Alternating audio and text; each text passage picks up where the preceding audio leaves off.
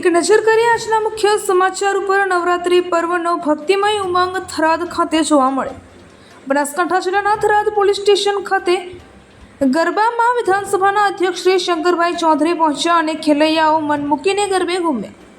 થરાદમાં આદ્યશક્તિ જગદંબા ભવાનીના નવલા નોરતાનો આસો સુદ એકમથી પ્રારંભ થયો છે, ત્યારે નવરાત્રીનો ભક્તિમય ઉમંગ છવાયેલો છે અને થરાદ પોલીસ લાઇન ખાતે ખેલૈયાઓ ટ્રેડિશનલ ડ્રેસમાં ગરબે ઘૂમ્યા હતા અને આ ઉપરાંત ખેલૈયાઓ અવનવી સ્ટાઇલમાં મન મૂકીને ગરબે રમ્યા। અને આ પ્રસંગે વિધાનસભાના અધ્યક્ષ શ્રી શંકરભાઈ ચૌધરી પણ થરાદ પોલીસ લાઇન ખાતે ગરબામાં આવી પહોંચ્યા હતા અને માતાજીની આરતી ઉતારી સૌભાગી બન્યા હતા।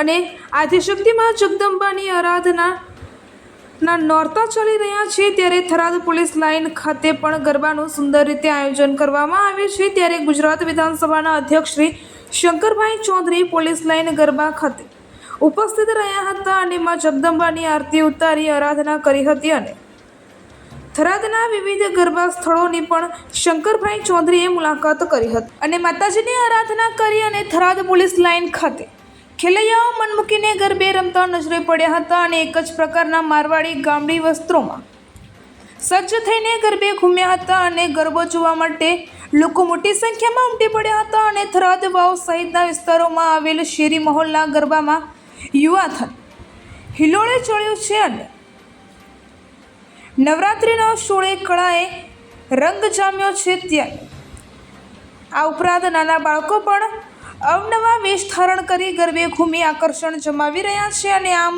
નવરાત્રિ મહોત્સવમાં ખેલૈયાઓ મન મૂકીને ગરબે ઘૂમી રહ્યા છે। રિપોર્ટર ચાક્ષી ગુજરાત ન્યૂઝની સાથે કયુમભાઈ ચૌહાણ, થરાદ લાખણી, બ્યુરો ચીફ, બનાસકાંઠા।